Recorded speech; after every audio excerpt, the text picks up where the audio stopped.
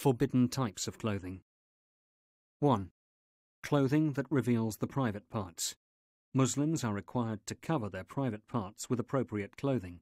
As the Quran states, "Children of Adam, we have sent down clothing to you to conceal your private parts." Surat Al-Araf 7:26. Islam has fixed the standards of modesty for both men and women. For men, the minimum amount to be covered is between the navel and the knee. For women who are in the presence of men not related to them, they must cover their bodies except for their face and hands. Islam requires that clothing must also be loose enough to cover the body properly. Therefore, skin-tight and see-through clothes are not allowed in Islam. In fact, the Prophet warned those people who did not observe modesty in dress, calling them types among the people of hellfire, one of them being women who are clothed yet naked. 2. Clothing that involves dressing like or imitating the opposite sex. This type of clothing is strictly forbidden in Islam, and wearing it is considered one of the major sins. This imitation may be extended to include imitation in the manner of speaking, gait, and movement. For Allah's Messenger cursed men who wear women's clothes, and women who wear men's clothes. Sunan Abu Dawud 4098. He also cursed men who make themselves look like women, and women who make themselves look like men. Sahih al-Bukhari 5546. By directing men and women to observe different modes of dress, Islam takes into account the biological differences between them and encourages them to act in accordance with the dictates of sound reason and the pure inner nature innate in all humans, fitrah. 3. Clothing that involves imitation of the dress traditionally worn by non-Muslims, such as the type of clothing worn by monks and priests and wearing a cross.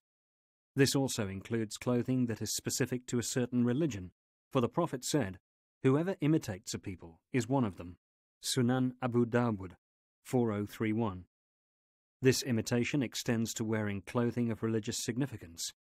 Imitation of this type is a sign of weakness and lack of confidence in the truth one adopts. Imitation here does not include wearing clothing that is predominant in one's country, even if such dress is worn by the majority of non-Muslims. For the Prophet used to wear clothing that was common amongst the Quraysh pagans, with the exception of those clothing items that are expressly forbidden. 5. Clothing that is worn with pride and conceit. The Prophet said, "No one who has an atom's weight of pride in his heart will enter paradise." Sahih Muslim 91. It is for this reason that Islam warns against trailing one's lower garments on the ground out of pride. The Prophet said, "On the day of resurrection, Allah will not even look at those who drag their garments on the ground out of pride." Sahih al-Bukhari 3465, Sahih Muslim 2085. Islam also warns against wearing the so-called libas ash-shura, flamboyant, flashy clothing. In fact, this term refers to a number of things, including any type of weird clothing which has certain qualities that attract the attention of the general public, making its wearer known for it. Notorious clothing, due to its type or loud and repulsive colour, and any type of clothing that makes its wearer an object of pride and fame, attracting too much attention to himself.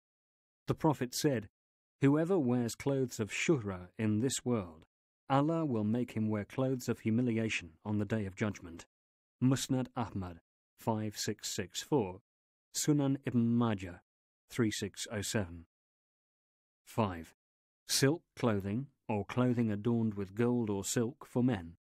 Referring to gold and silk once, the Prophet said, "These are forbidden for men among my followers, but permissible for women." Sunan Ibn Majah 3595, Sunan Abu Dawud 4057. By silk is meant pure silk, obtained from the cocoon of the silkworm. 6. Extravagant clothing. The Prophet once said, "Eat, give charity, and wear clothes. Let no extravagance or pride be mixed with what you do." Sunan an-Nasa'i 2559. The manner of dressing, however, varies from one person to another, depending on one's social position. If a person is rich, he may purchase clothing that a poor person cannot afford, given his monthly outcome, economic position, and other financial obligations he has to fulfill. While a piece of clothing may be considered a form of extravagance for a poor person, it may not be considered as such for a rich person.